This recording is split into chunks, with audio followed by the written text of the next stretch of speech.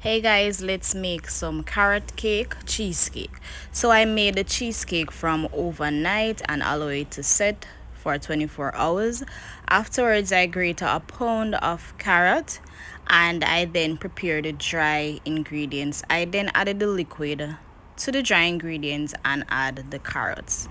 I then mix to incorporate everything, and this is how the cake is looking, well moist and delicious.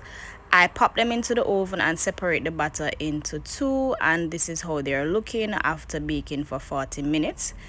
I add parchment paper to the bottom to prevent the cakes from sticking. Afterwards, I layer the cake and add some cream cheese frosting, and this is how it is looking. I didn't have enough cream cheese frosting, so I ended up doing this design. I don't know what it is, and it came out pretty good.